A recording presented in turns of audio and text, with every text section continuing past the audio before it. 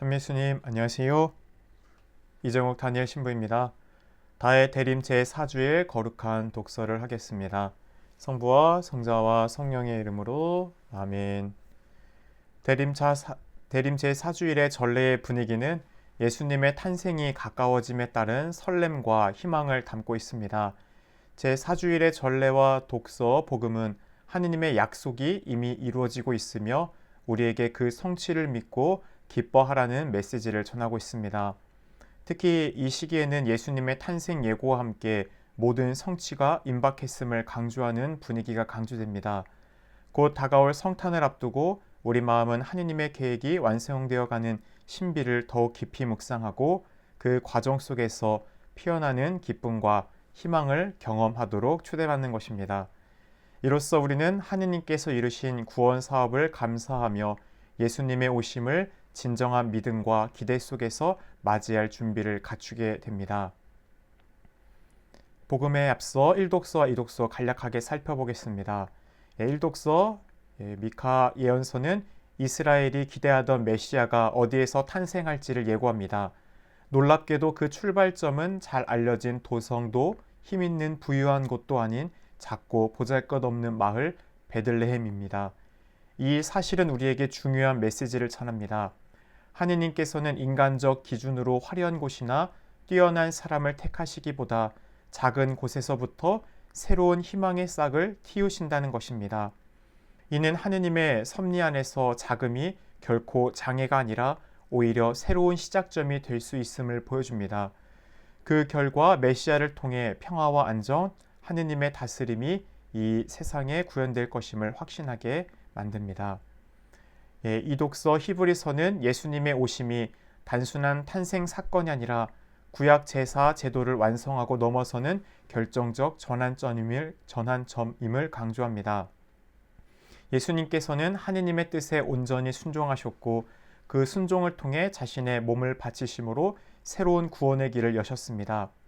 이전에는 짐승의 희생을 통해 하느님께 나아갔지만 이제 예수님의 완전한 희생으로 우리는 새로운 계약, 새로운 관계 안에 들어설 수 있게 된 것입니다. 이런 과정은 순종을 통해 이루어진다는 점에서 예수님의 태도는 우리에게 큰 본보기가 됩니다. 하느님의 뜻에 자신을 내어 맡기고 그 뜻을 실천하심으로써 이루어진 새로운 길, 그것이 바로 예수님의 희생을 통해 드러난 하느님의 구원 계획입니다.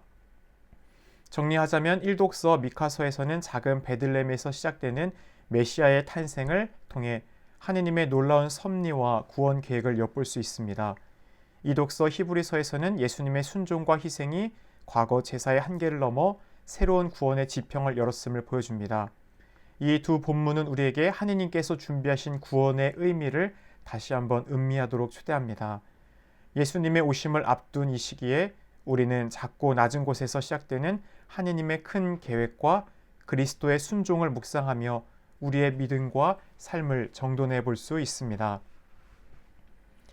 오늘 복음 함께 읽도록 하겠습니다. 그 무렵에 마리아는 길을 떠나 서둘러 유다 산악 지방에 있는 한 고을로 갔다. 그리고 스가랴의 집에 들어가 엘리사벳에게 인사하였다. 엘리사벳이 마리아의 인사말을 들을 때 그의 태 안에서 아기가 뛰놀았다. 엘리사벳은 성령으로 가득 차 큰 소리로 외쳤다. 당신은 여인들 가운데서 가장 복되시며 당신 태중의 아기도 복되십니다. 내 주님의 어머니께서 저에게 오시다니 어찌된 일입니까? 보십시오. 당신의 인사말 소리가 제 귀에 들리자 저의 태 안에서 아기가 즐거워 뛰놀았습니다. 행복하십니다. 주님께서 하신 말씀이 이루어지리라고 믿으신 분. 오늘 복음을 읽고 간략한 주석 먼저 하겠습니다. 우리는 마리아가 예수님의 탄생 예고를 받은 직후, 즉 그 무렵에 곧바로 행동에 옮기는 모습을 볼 수 있습니다. 이 짧은 표현은 단순한 시간 표현이 아니라 하느님의 말씀을 듣고 주저하지 않고 순응하는 마리아의 태도를 잘 보여줍니다. 길을 떠나 서둘러라는 표현 역시 중요한 의미를 담고 있습니다.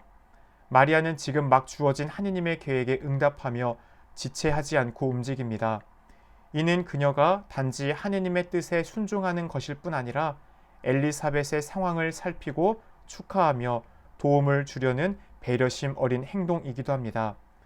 말하자면 마리아는 영적으로나 인간적으로나 적극적이고 신속한 사랑의 실천을 보여주고 있습니다. 또한 유다 산악 지방으로 가는 길은 결코 짧지 않았습니다. 전승에 따르면 지카리아와 엘리사벳의 집은 예루살렘 남쪽 에인카렘으로 여겨지며 나자렛에서 약 150에서 160km 정도 떨어진 곳입니다. 하루에 대략 3, 40km를 걸어간다고 가정할 때 약 4, 5일은 걸렸을 여정입니다. 이 점을 생각하면 마리아가 보여준 서둘러 움직였다라는 표현은 단지 마음의 적극성뿐 아니라 실제로도 쉽지 않은 먼 길을 마다하지 않고 떠난 결단력을 의미합니다. 정리하자면 이 한 구절 속에서는 마리아가 하느님의 말씀에 대한 즉각적인 응답, 사랑의 실천을 위해 기꺼이 먼 길을 떠난 헌신, 그리고 순종과 배려라는 두 가지 미덕을 함께 보여주는 장면이 담겨 있습니다. 이러한 해석을 통해 우리는 마리아의 태도와 믿음, 그 안에 담긴 하느님의 계획을 더 깊이 이해할 수 있습니다. 40, 41절 주석입니다. 당시 유대 문화에서 인사는 축복과 환영의 의미를 담고 있었습니다. 그러나 마리아의 인사는 단순한 예의 범절이 아니라 그 안에 담긴 깊은 신비를 함께 나누는 행위로 이해할 수 있습니다. 특히 마리아는 예수님을 잉태한 상태이므로 이 인사는 주님의 현존을 함께 전하는 거룩한 순간이 된 것입니다. 이때 엘리사벳의 태중에 있던 아기, 훗날 세례자 요한이 될 존재가 기쁨으로 뛰놀았습니다. 이것은 요한이 이미 태중에서부터 성령으로 가득 차 있었음을 보여주는 장면입니다. 마리아가 인사하는 순간 아직 태어나지도 않은 이 작은 아기는 구세주를 알아보고 기쁨으로 반응한 것입니다. 이는 요한이 앞으로 살아가며 수행할 선지자적 사명을 예고하는 강력한 신호입니다. 그는 오실 주님을 알아보고 그분을 향해 사람들의 마음을 준비시키는 예언자의 역할을 맡게 될 것입니다. 또한 엘리사벳은 이 상황에서 성령으로 가득 차오르게 됩니다. 이는 엘리사벳이 단순히 누군가의 방문을 받은 것이 아니라 성령의 작용 안에서 마리아의 잉태 사실과 그 의미를 깨닫고 신앙 고백에 가까운 축복의 말을 거내는 특별한 은총을 체험하고 있음을 보여줍니다. 다시 말해 엘리사벳은 성령의 힘으로 마리아와 그 태중에 계신 예수님의 신비를 분명히 알아보았고 이를 통해 예언적이고 축복에 찬 말을 전할 수 있었습니다. 정리해보면 이 구절은 단순한 친척 방문 이상의 의미를 담고 있습니다. 마리아의 방문과 인사는 축복이 가득한 거룩한 만남으로 해석됩니다. 세례자 요한과 엘리사벳은 성령의 작용 안에서 구세주의 도래를 미리 알아보고 기쁨과 찬양으로 응답합니다. 이로써 우리에게 주어지는 메시지는 하느님의 계획이 성령을 통해 세상의 질서 안에 깊이 스며들어 있다는 사실이며 그분의 도래를 기쁨으로 맞이하고 준비하라는 초대이기도 합니다. 42절 주석입니다. 큰 소리로 외쳤다는 표현은 엘리사벳이 그저 조용히 인사를 건넨 것이 아니라 성령으로 충만해져 마음 깊은 곳에서 터져나오는 기쁨과 경외심을 담아 말했음을 보여줍니다. 이는 마리아의 방문이 평범한 손님 맞이가 아니라 구세주의 어머니를 맞이하는 거룩한 사건이었음을 암시합니다. 그 다음 여인들 가운데 가장 복되시며라는 칭송은 마리아가 단순히 한 사람의 여성으로서가 아닌 하느님께 특별한 사명을 받은 사람임을 나타냅니다. 이는 이스라엘의 역사 속에서 하느님께 선택받았던 많은 여성들, 예를 들어 사라, 레베카, 라헬, 한나 가운데서도 마리아가 또 최고의 축복을 받았다는 뜻입니다. 그녀는 바로 하느님의 아들 예수님을 잉태한 분이기 때문입니다. 더 나아가 당신 태중의 아기도 복되십니다. 라는 축복은 마리아뿐 아니라 그분의 태중에 계신 예수님에 대한 경탄을 담고 있습니다. 예수님은 바로 오실 구세주이십니다. 태중에서도 이미 복된 존재이신 예수님을 통해 인류는 앞으로 커다란 은총과 구원을 받게 될 것입니다. 이러한 선포를 통해 엘리사벳은 마리아와 그 태중의 아기 그리고 그들을 통해 드러날 하느님의 구원 계획을 기쁜 마음으로 찬미하고 있습니다. 결국 이 말씀은 마리아와 예수님의 특별한 위치를 재차 확인시켜주며 이 둘의 존재로 인해 새 시대, 곧 하느님의 구원 역사가 활짝 펼쳐질 것임을 강력하게 예고하고 있습니다. 43절입니다. 내 주님이라는 표현은 엘리사벳이 마리아의 태중에 계신 예수님을 메시아, 곧 하느님께서 보내신 구원자로 분명히 인식하고 있음을 보여줍니다. 이는 루카 복음에서 예수님을 주님이라고 부르는 최초의 고백이라는 점에서 의미가 큽니다. 아직 예수님께서 세상에 나오지 않았음에도 불구하고 성령 안에서 엘리사벳은 그분의 신성을 알아보았고 경외의 마음으로 부르고 있는 것입니다.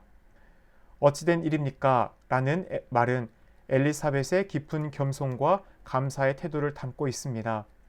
이는 자신의 집에 메시아의 어머니가 방문했다는 사실 자체가 너무나 놀랍고 감격스러워 감히 자신이 그러한 은총을 받을 자격이 있는지 스스로 의문하게 되는 심정을 표현한 것입니다.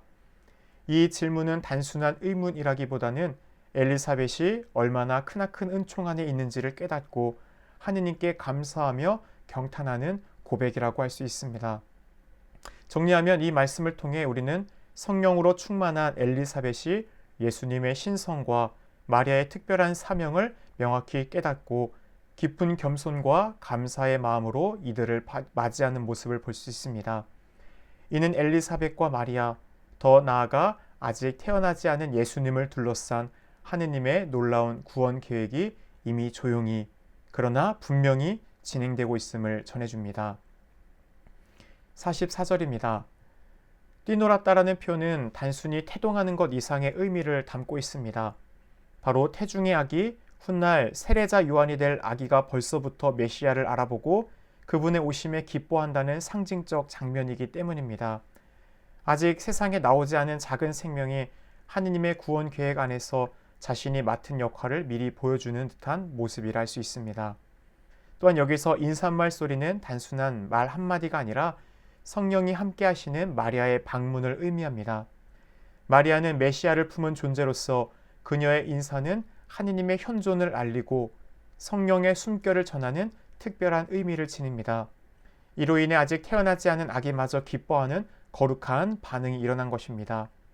정리하면 이 구절은 마리아의 인사가 단지 인간적인 예의나 인류적 관계를 넘어 하느님의 구원 계획을 밝히는 신비로운 순간임을 보여줍니다.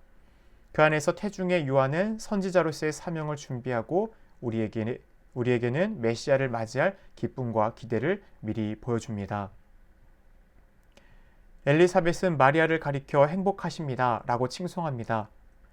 여기서 말하는 행복은 단순히 기분 좋은 감정을 뜻하는 것이 아닙니다. 하느님의 축복 속에 살아가는 영적인 행복을 의미합니다. 이는 마리아가 단지 특별한 위치에 놓였기 때문이 아니라 하느님의 말씀을 온전히 믿고 순종한 태도에서 비롯됩니다. 또한 엘리사벳은 마리아를 믿으신 분이라고 부릅니다.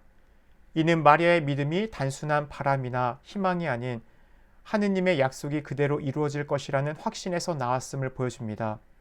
마리아는 천사가 전한 말씀이 이해하기 어렵고 낯설었을지라도 결코 의심하지 않고 하느님의 신뢰할 만한 계획 안에 자신을 맡겼습니다. 바로 이 믿음과 순종이 그녀를 모든 신앙인들의 본보기로 세워줍니다. 정리하면 이 말씀은 마리아의 믿음이 가져다준 축복과 영적인 행복을 강조합니다. 마리아의 태도는 우리에게 중요한 가르침을 줍니다. 즉 하느님의 약속을 기꺼이 믿고 그 말씀에 순응하는 삶을 살 때 우리는 진정한 행복과 은총 안에 머물 수 있다는 것입니다. 이제 렉쇼 디비다 2단계 묵상 메디타쇼입니다. 여기 제안된 질문들은 우리 삶 속에서 예수님의 오심을 기다리는 태도를 성찰해 보게 하고 그 안에서 기쁨과 희망을 발견하도록 돕는 또 단서들이 될 수 있습니다. 질문들을 통해 우리 각자 예수님의 현존을 일상 안에서 더욱 생생하게 느끼고 하느님이 베풀어 주신 작은 기쁨들을 놓치지 않으며 이 기쁨을 이웃과 나누는 삶으로 살아 나아갈 수 있을 겁니다. 나는 지금 예수님의 오심을 진정으로 기다리고 있습니까? 이 질문은 우리에게 신앙생활을 점검하는 기회가 됩니다. 단지 시간의 흐름 속에서 성탄절이나 예수님의 재림을 막연히 기다리는 것이 아니라 우리의 삶과 마음 안에 예수님의 현존을 느끼며 그분을 가까이 모시고 싶은 마음이 있는지를 돌아보라는 초대입니다. 내 삶에서 하느님께서 주신 작은 기쁨들을 인식하고 감사하고 있습니까? 여기서는 일상 속의 작은 선물, 순간적인 행복, 관계 속의 따뜻함 등 우리 주변에 넘치는 하느님의 흔적을 발견하고 감사하는 태도가 중요합니다. 삶이 어두워 보일 때조차도 눈을 돌려보면 우리를 향한 하느님의 섬세한 배려가 늘 함께하고 있음을 또 찾을 수 있습니다. 이를 알아보고 감사하는 것은 영적인 기쁨을 키우는 길입니다. 내가 느끼는 기쁨은 나만의 것이 아니라 다른 이들과 나눌 수 있는 하느님의 선물입니까? 이 질문은 기쁨을 단지 개인적인 즐거움으로만 소비하지 않고 타인을 향한 나눔과 배려로 확대할 것을 권유합니다. 하느님께서 우리에게 주신 기쁨은 이웃과 함께할 때 그 빛이 더 커지며 우리의 기쁨을 더 깊어지고 충만해지게 합니다. 하느님께서 주신 약속을 굳게 믿고 때로는 이해하기 어려운 상황 속에서도 그분의 계획이 이루어질 것임을 신뢰하는 삶은 쉽지 않습니다. 하지만 그 안에 커다란 영적 성장의 기회가 담겨져 있습니다. 다음의 질문들은 우리의 신앙 안에서 인내하며 기다리는 믿음을 살펴보도록 이끌어줍니다. 첫 번째, 나는 하느님께서 나에게 주신 약속을 믿고 신뢰하며 인내하고 있습니까? 이 질문은 우리의 믿음이 막연한 희망이나 관념에 머무르지 않고 실질적이고 인내심 강한 신뢰로 이어지는지를 돌아보게 합니다. 하느님께서 우리를 위해 세우신 약속은 때로 그 시기와 방식이 우리의 기대와 다를 수 있습니다. 그럴 때 우리는 포기하거나 의심하는 대신 더욱 굳건히 믿으며 인내해야 합니다. 둘째, 어려운 상황 속에서도 하느님께 나의 믿음을 고백하며 그분의 계획을 기다린 적이 있습니까? 삶의 도전 앞에서 믿음을 지키는 일은 쉽지 않습니다. 하지만 바로 그 어려움 속에서 하느님을 신뢰하는 태도가 또 우리의 믿음이 더욱 빛을 발합니다. 고통이나 난간이 닥쳐와도 그것이 곧 하느님의 계획이 실패했음을 의미하는 것은 아닙니다. 오히려 그분의 계획은 때로 우리가 미처 알지 못하는 방식으로 보다 깊은 곳에서 조용히 또 확실히 이루어지고 있을 수 있습니다. 셋째, 나의 삶에서 하느님의 약속이 성취된 경험이 있습니까? 있다면 그것을 어떻게 다른 이들과 나누었습니까? 하느님의 약속이 우리 삶 안에서 열매 맺는 경험은 신앙 공동체를 강화하고 주변 사람들에게 희망을 전하는 중요한 증언이 됩니다. 자신의 체험을 나누는 것은 단지 과거를 되돌아보는 일이 아닙니다. 다른 이들의 믿음과 희망을 북돋는 행동입니다.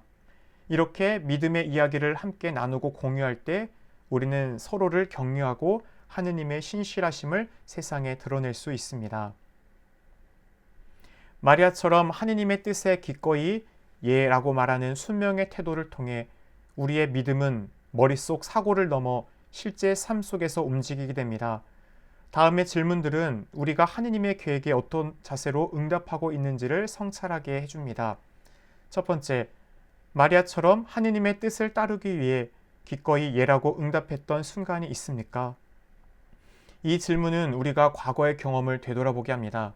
마리아가 낯선 상황에서도 하느님의 부르심에 망설임 없이 순명한 것처럼 우리도 일상 속에서 하느님의 부르심을 들었을 때 진심으로 응답한 경험이 있는지, 그리고 그 경험이 우리 신앙에 어떠한 변화를 가져왔는지 생각해 볼 수 있습니다. 둘째, 내가 지금 하느님께서 나에게 바라시는 일은 무엇일까요? 그것에 순명할 준비가 되어 있습니까?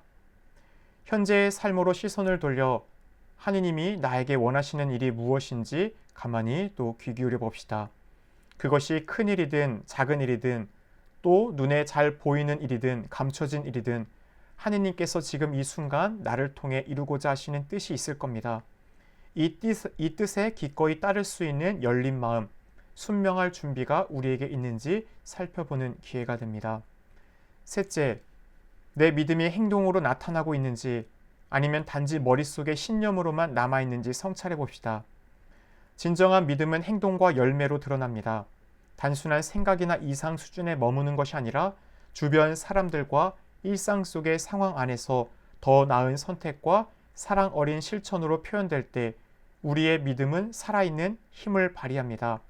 이 질문을 통해 우리의 믿음이 실제 생활 속에서 어떻게 구현되고 있는지를 돌아보고 더욱 충실히 살아갈 계기를 마련할 수 있습니다. 마리아와 엘리사벳이 서로를 찾아 만나 기쁨과 희망을 주고받았듯이 우리 역시 공동체 안에서 사랑과 나눔 실천을 할 수 있습니다.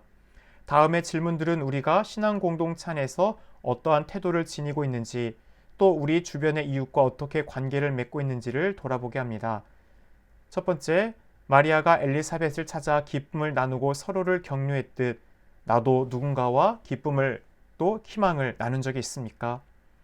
이 질문은 과거의 경험을 떠올리게 합니다.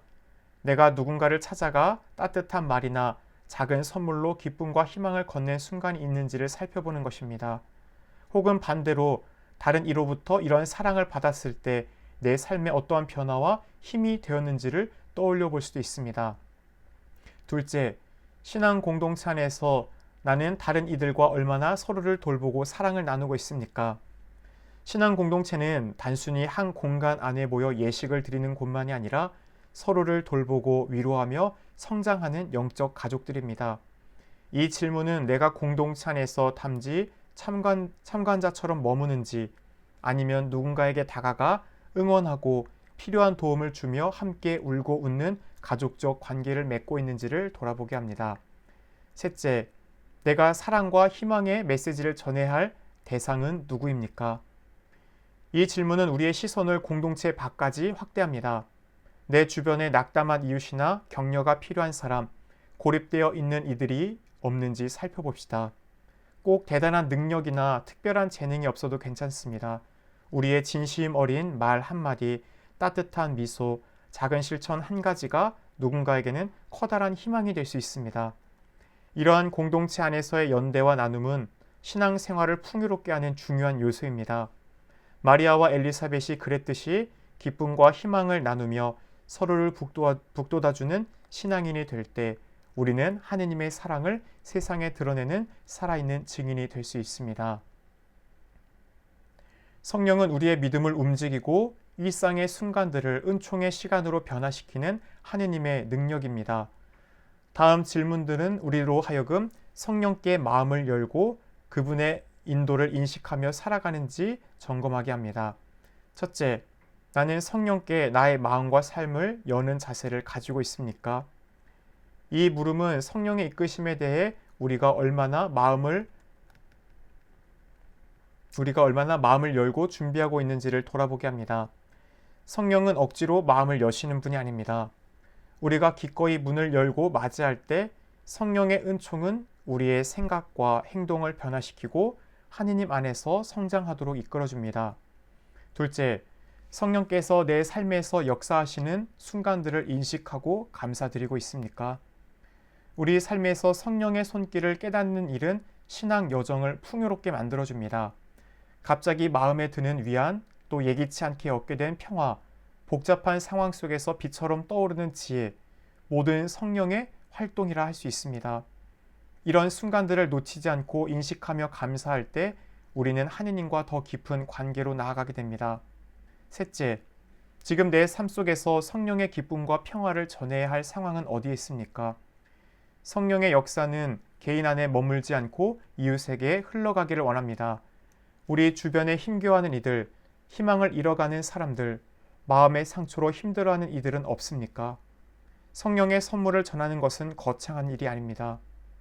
우리의 진심 어린 경청, 작은 배려, 또 따뜻한 말 한마디, 바로 그 시간 안에서 우리는 성령의 기쁨과 평화를 전하고 하느님의 사랑을 세상 안에 구현할 수 있습니다.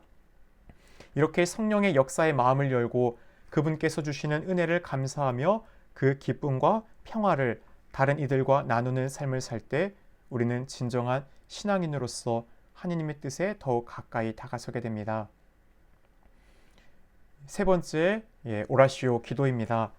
지금까지 우리가 함께 묵상했던 것들을 통해서 또 기도해 보면 좋겠습니다.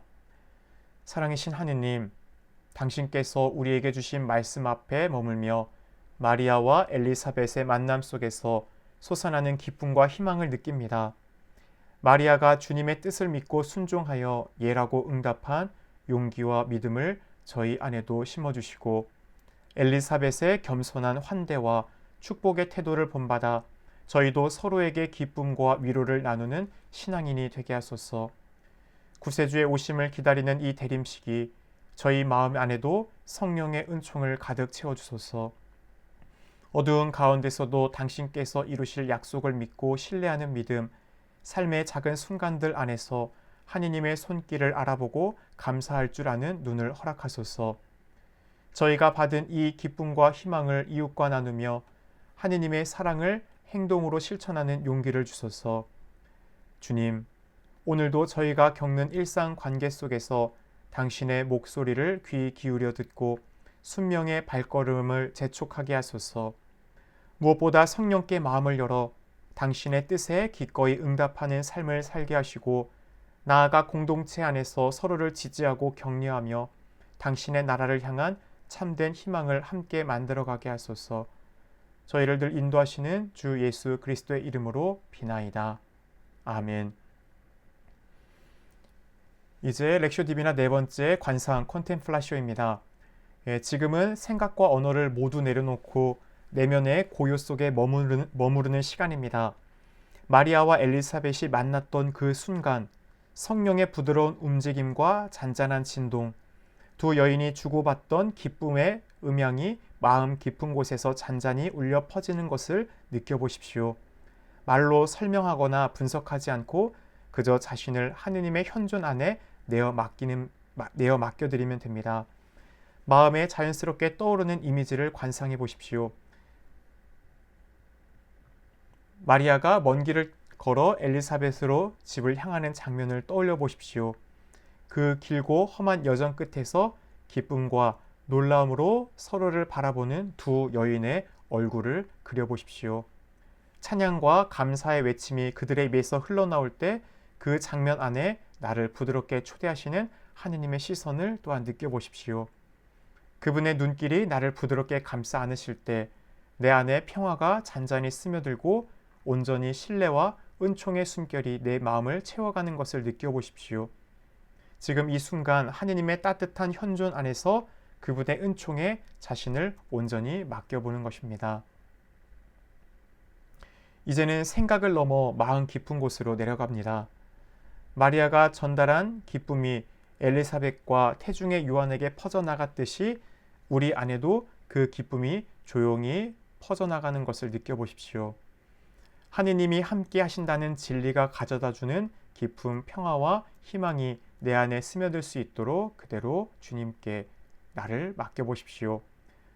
천천히 들이쉬고 내쉬는 또 호흡 속에서 하느님께서 불어 넣어주시는 또 강한 생명의 숨결을 느껴보시면 좋겠습니다. 그리고 이 상태로 머물러 봅니다.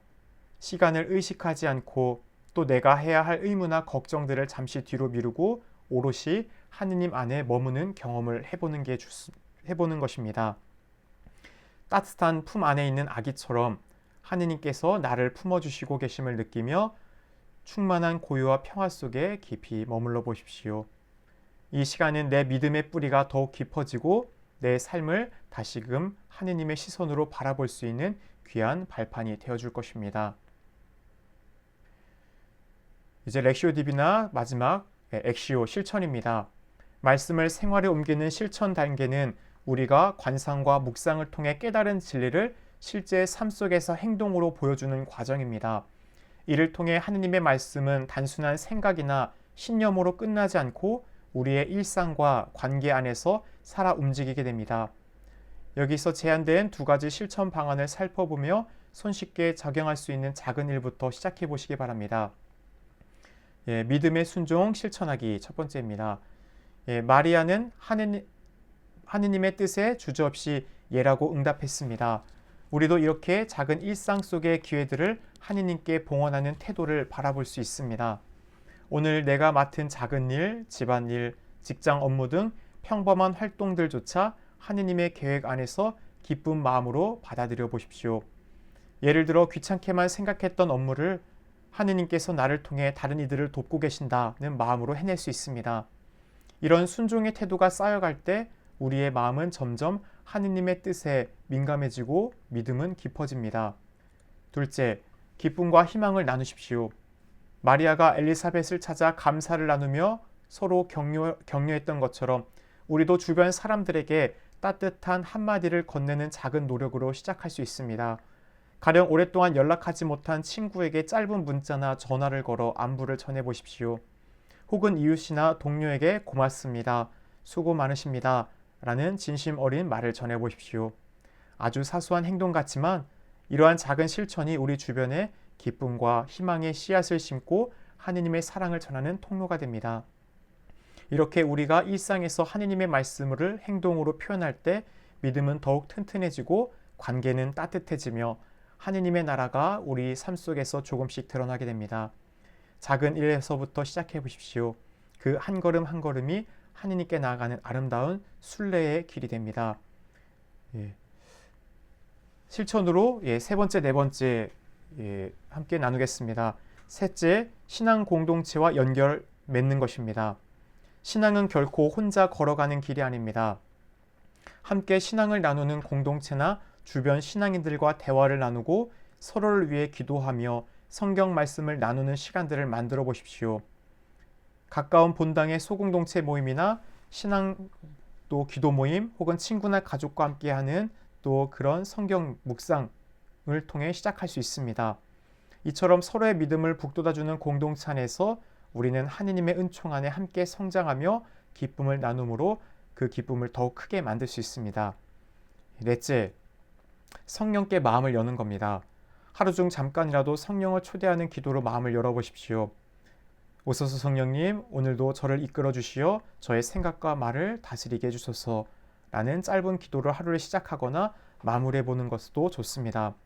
이러한 기도를 통해 하루의 크고 작은 결정과 상황에서 성령께 지혜와 용기를 청하고 순간순간 내면에서 들려오는 성령의 부드러운 음성에 귀를 기울여 보게 됩니다. 이를 통해 우리의 생각과 말, 행동이 점점 더 하느님의 뜻에 일치하고 조율이 되고 삶 전반에 평화와 질서가 깃들이게 될 것입니다. 다섯 번째, 감사일기를 한번 써보십시오. 감사일기는 하느님께서 우리의 삶 속에서 끊임없이 작동하시는 은총을 발견하도록 도와주는 좋은 도구입니다. 매일 밤 잠자리에 들기 전 그날 경험했던 크고 작은 기쁨, 감사한 일, 마음을 따뜻하게 해준 순간들을 적어보세요. 이 과정을 통해 하느님의 세밀한 손길과 사랑을 더욱 민감하게 느낄 수 있고 예수님의 오심을 기다리는 대림 시기에 우리의 시선은 점점 더 은총의 빛을 향하게 될 것입니다. 이러한 기록은 시간이 흐른 뒤 뒤돌아봤을 때 하느님께서 우리와 늘 함께 하셨음을 확인하는 귀중한 또 신앙의 흔적이 됩니다. 오늘도 렉쇼디비나 함께 해주셔서 감사합니다. 마친 기도 영광송 바치고 마치겠습니다. 영광이 성부와 성자와 성령께 처음과 같이 이제 항상 영원히 아멘. 성부와 성자와 성령의 이름으로 아멘. 감사합니다.